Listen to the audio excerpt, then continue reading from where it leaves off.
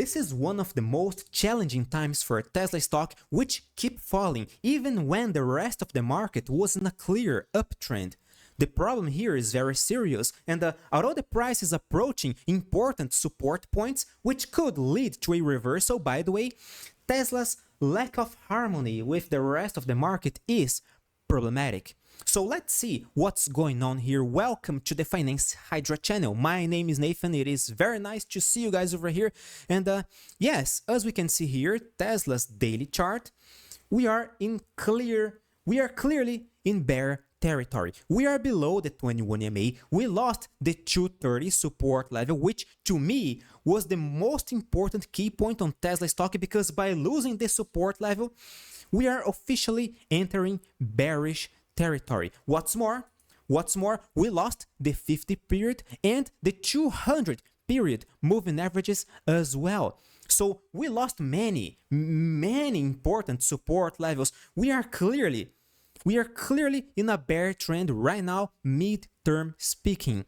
We are losing support levels, and apparently we are heading towards our next support level at 206, the $206 down here, which was a previous support level, and it is right around a previous gap area over here. So to me, the 206 is our next main key support level on Tesla stock. And if you ask me, Nathan, is there anything suggesting a bounce? Is there any bottom signal? Is there any bullish sign over here?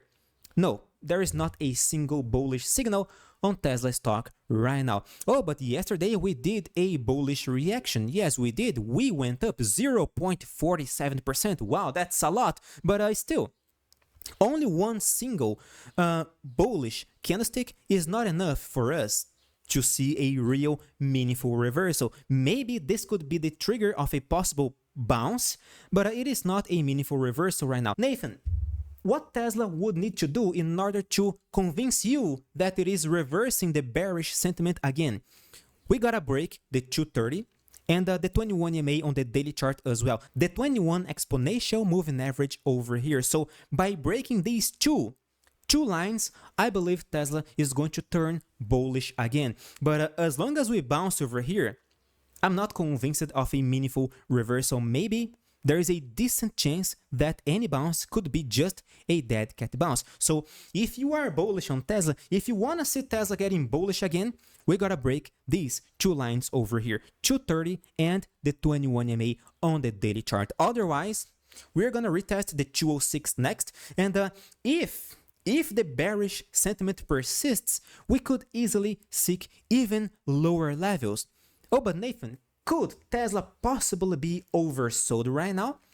Yes, it could. And this is very curious because it could. We lost many support levels in one single bearish leg. There is not even the slightest pullback over here. We are just crashing, right? Since $265, we dropped nearly 20% right now. It is a 20% drop since December 2028. So yes, we have been crashing. This is not a normal bear trend. It is more like a crash. And if we see a pullback in this crash, okay, maybe it is going to be just the beginning of a possible a real bear trend over here, because guys, bear trends are made of lower highs, lower lows, right? And why is this path yellow? It's made of lower highs, lower lows. So far, we don't see clear lower highs, lower lows, right? We are just crashing. So if you ask me, Tesla looks oversold right now. A bounce is required. I don't know, of course, I don't know if this bounce is going to be the beginning, the trigger of a meaningful bullish reversal, and that Tesla is going to seek the $300 again. I don't know that. I just know that we are starting to look oversold right now because we dropped it. This entire drop occurred with low volume. The volume was very low over here, was below the average. That's a fact. Oh, Nathan, there is holidays over here, right? Between Christmas and between New Year's Eve, still, the volume was very low. Even after that, the volume was still very low. So this is a signal that Tesla is just looking weak. It is not necessarily bearish, meaning that people are not necessarily selling it. Instead, people are just not buying Tesla. So the volume is very low and the price is getting cheaper and cheaper and cheaper, so it can attract more buyers. This is the market's dynamic over here that I see happening right here, right now. And if we take a look at the RSI is right now is at right around 30%. It is dropping to the 30% area. Anything below that is clearly oversold, according to technical analysis, of course, according to this reading of the RSI. So we are entering a clear oversold area. We crashed without any single bounce. The volume was very low, and we are approaching our next support level at 206. So okay, Tesla is oversold, so is this a good time to buy? This is not what I'm saying. I'm saying that we are approaching a support level, and that if we see a meaningful bottom signal getting triggered over here, then okay, then I believe Tesla is going to bounce, and maybe to some, if you are a swing trader like myself, maybe it is going to be a nice opportunity to go long, because we would be near a support level. The risk-reward ratio would be very interesting to you, and even if you're not aiming for a real reversal, even if you're aiming at the 230s over here, that would still be a valid trade, if you ask me. But there is another problem. With all of this, there is another problem.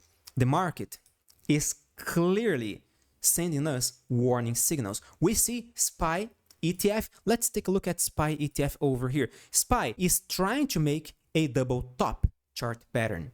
All right, if we break the $466, that's the key point. If we break this key point, we are gonna officially trigger this double top. And in this scenario, many stocks are going to turn bearish, including Tesla and even Nvidia, which is not gonna necessarily turn bearish, but we could easily see a pullback to its 21 MA on the daily chart again. And as far as I know, since this is a crystal clear uptrend, since we are talking about a bull market over here, any pullback must be considered a buying opportunity, and this is it. And before we continue talking about the market over here, I do understand that there is no meaningful opportunity in Tesla or in Nvidia right now, okay? Nvidia is just going up. Is Nvidia a buy?